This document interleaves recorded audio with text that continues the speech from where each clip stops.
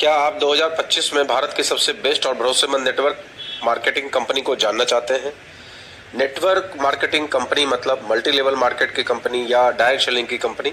आज मैं इस वीडियो में आपको बताने वाला हूं 10 टॉप डायरेक्ट सेलिंग कंपनीज के बारे में जो इस साल 2025 में सबसे ज्यादा ग्रोथ और ट्रस्ट के साथ काम कर रही है और लोगों के भविष्य का निर्माण कर रही है, साथ में देश के जीडीपी में जिसका सबसे बहुत बड़ा योगदान है।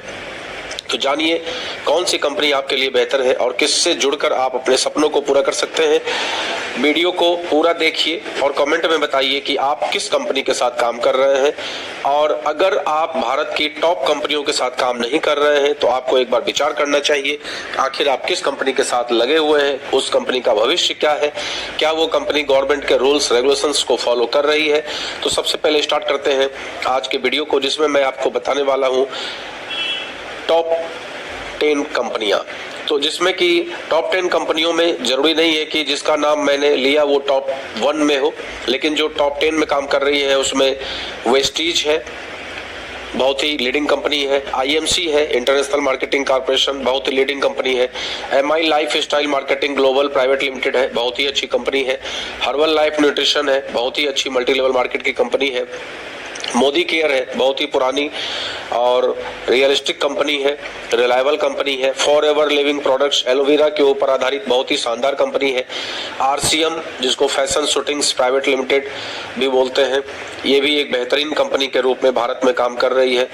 शेफ शॉप अच्छा काम कर रही है। एमवे इंडिया बहुत ही पुरानी और है तो विदेश की कंपनी लेकिन भारत में बहुत ही शानदार काम है। ऑरिफ्लेम ये भी बहुत शानदार काम भारत में बहुत ही अच्छा काम कर रही है। तो ये टॉप 10 नेटवर्क मार्केट की कंपनियां हमने आपको बताई, जिसमें कि आप खुद जज करिए कि आप किस कंपनी में काम कर रहे हैं। तो दोस्तों नमस्कार, मैं हूं प्रवीण चंद्रा, आपका ट्रेनर और बिजनेस कोच, और आज हम बात करने वाले हैं 2025 की टॉप 10 नेटवर्क मार्केट कंपनियों की। तो जैसा भी आपने देखा, अगर आप डायरेक्ट सेलिंग से जुड़ना चाहते हैं या पहले से जुड़े हुए हैं तो ये वीडियो आपके लिए गेम चेंजर साबित हो सकता है। वीडियो को अंत तक जरूर देखिए और कमेंट में बताइए कि आप किस कंपनी से जुड़े हुए हैं, क्योंकि मैं टॉप 10 कंपनियों के साथ ये भी बताने वाला हूं कि आखिर इस टॉप 10 कंपनी का चयन किस आधार पर किया गया है। तो जिसमें अभी नंबर 1 पे हम लोगों ने नाम लिया वेस्टीज का, जो इंडियन कंपनी है, हेल्थ और वेलनेस प्रोडक्ट्स पे काम कर रही है। 2024 से स्टार्ट हुई थी, आज 2500 के ऊपर प्रोडक्ट्स है। स्ट्रॉन्ग लीडरशिप और 70+ देशों में एक्सपोर्ट है। आईएमसी जो सेकंड नंबर पर अपना स्थान बनाए हुए है, इंटरनेशनल मार्केटिंग कॉर्पोरेशन, आयुर्वेदा और हर्बल प्रोडक्ट्स के साथ बहुत ही शानदार प्रोडक्ट्स है। फास्टेस्ट ग्रोइंग इंडियन कंपनी के रूप में जिसको मान्यता है। एफोर्डेबल एंड इफेक्टिव प्रोडक्ट्स हैं जैसे एलोवेरा जूस, श्री तुलसी इसकी ब्रांडेड प्रोडक्ट है। उसके बाद MI life style marketing global private limited, health personnel care और एग्रीकल्चर प्रोडक्ट्स बहुत ही अच्छे हैं, लो प्राइस है, हाई क्वालिटी पॉलिसी है और फास्ट एक्सपेंशन इन इंडिया है। Herbal life nutrition global presence है इनका, वेट मैनेजमेंट और न्यूट्रिशन प्रोडक्ट्स पे काम करते हैं, साइंस बैक्ड फॉर्मूले पे आधारित है। मोदी केयर इंडिया की ओल्डेस्ट नेटवर्क मार्केटिंग कंपनी है, 1996 में स्टार्ट हुई थी और मल्टीपल कैटेगरीज में है, nutrition, home care, personal care और हाई इनकम प्लान है। For ever living products aloe vera based products है, इंटरनेशनल प्रेजेंस है, 160+ कंट्री में काम है, focus on health and wellness है। RCM fashion suiting and private limited largest Indian retail network market company है, grocery plus fashion plus FMCG products है, high sales turnover है। Safe shop India life style and gadget products है, attractive commission structure है और rapid expansion in tyre 2 and tyre 3 cities में ज्यादा तेजी के साथ काम कर रहे हैं। उसके बाद एमवे इंडिया ग्लोबल जाइंट है, बहुत बड़ी कंपनी है, इतनी बड़ी कंपनी आज की डेट में और नेटवर्क मार्केट में एक लीजेंड के रूप में मानी जाती है। न्यूट्रिशन और होम केयर प्रोडक्ट्स है, हाई क्रेडिबिलिटी है और ट्रेनिंग सपोर्ट बहुत ही शानदार है।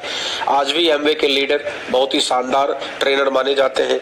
उसके बाद Oriflame India cosmetics and beauty products, European quality standards है, वुमेन सेंट्रिक बिजनेस मॉडल है, महिलाओं को लेकर ज्यादा प्रोडक्ट्स ये बनाते हैं। तो दोस्तों ये हमने आपको बताया 2025 की भारत की टॉप 10 नेटवर्क मार्केट कंपनियों की। इसका मतलब ये नहीं है कि भारत में जो अन्य कंपनियां काम कर रही हैं, जो गवर्नमेंट के रूल्स को फॉलो कर रही है, वो गलत है। केवल हमने टॉप 10 की बात की है, उसमें भी उतार चढ़ाव के अनुसार ये अप एंड डाउन चलता रहता है। और आपके लिए सबसे जरूरी है कि आप जिस कंपनी में जुड़े उसमें प्रोडक्ट क्वालिटी, कंपनी क्रेडिबिलिटी और इनकम प्लान अच्छा होना चाहिए। आप उसको जरूर देखिए और अगर मेरा ये वीडियो अच्छा लगा है तो आप इसको लाइक शेयर जरूर करिए और दोस्तों के साथ इसको शेयर करके चैनल को ग्रो करिए, चैनल को सब्सक्राइब जरूर कर लीजिए। अब इसके बाद मैं आपको बहुत ही इंपॉर्टेंट चीज बताने जा रहा हूं कि ये जो हमने टॉप नेटवर्क मार्केट कंपनीज का चयन किया है, जो लिस्ट बनाया है, इसमें कुछ ठोस और व्यवहारिक मापदंड क्राइटेरिया अपनाया है। तो वो क्राइटेरिया मैं आपको बता देता हूं। सबसे पहला एनुअल टर्नओवर, वार्षिक कारोबार कितना है, किसी भी कंपनी का सालाना बिजनेस वॉल्यूम कितना है, इससे उसकी मार्केट में पोजीशन और कस्टमर बेस का अंदाज लगता है और उसी के ऊपर आप सोच सकते हैं कि ये कंपनी बड़ी है या कंपनी छोटी है। दूसरा, डिस्ट्रीब्यूटर बेस कितना है, किसी भी कंपनी के साथ में कितने लोग जुड़े हुए हैं, एक्टिव डिस्ट्रीब्यूटर कितने हैं और उनकी ग्रोथ कितनी है, ये भी बहुत मूल्यवान होता है किसी भी डायरेक्ट सेलिंग कंपनी के लिए। तीसरे नंबर पे product range and quality, products की गुणवत्ता और विविधता कैसी है, कंपनी कितनी तरह के प्रोडक्ट्स देती है और उनकी क्वालिटी कैसी है, रिपीट कस्टमर बेस कितना स्ट्रांग है, मतलब रीपर्चेज कितना है कंपनी का। अब इसके बाद लास्ट जो आता है, क्योंकि हम सभी लोग इस सेक्टर में काम करते हैं पैसे के लिए, इंसेंटिव के लिए, कंपनसेशन प्लान के लिए, तो हर कंपनी का पेमेंट और कंपनसेशन प्लान, इनकम प्लान कैसा है उस पर डिपेंड करता है कि वो कंपनी कितना बढ़िया रन कर रही है। तो कंपनी का प्लान कितना फेयर, कितना सस्टेनेबल और कितना रिवार्डिंग है, इस पर डिपेंड करता है कि वो कंपनी मार्केट में कितना अच्छा रुझान पे कर रही है। इसके सिवा आप जानते हैं कि हर कंपनी को डायरेक्ट सेलिंग गाइडलाइंस 2016 के रूल्स को, जो कंज्यूमर प्रोटेक्शन एक्ट के तहत बना था, उसको फॉलो करना होता है। भारत सरकार ने 26 अक्टूबर 2016 को डायरेक्ट सेलिंग के लिए गाइडलाइंस जारी की थी। ये नियम मिनिस्ट्री ऑफ कॉर्पोरेट अफेयर्स के अंतर्गत आते हैं, जिसका मुख्य बिंदु होता है पिरामिड स्कीम और मनी सर्कुलेशन स्कीम पर प्रतिबंध, डिस्ट्रीब्यूटर को फॉल्स इनकम प्रॉमिस नहीं दिया जा सकता और प्रोडक्ट सेल आधारित अर्निंग होनी चाहिए, सिर्फ रिक्रूटमेंट से इनकम नहीं आनी चाहिए। दूसरा, इंडियन डायरेक्ट सेलिंग एसोसिएशन, जिसको आईडीएसए बोलते हैं, उसकी मेंबरशिप होनी चाहिए। आईडीएसए एक मान्यता प्राप्त संस्था है जो जेन्युइन और इथिकल डायरेक्ट सेलिंग कंपनियों को रिप्रेजेंट करती है।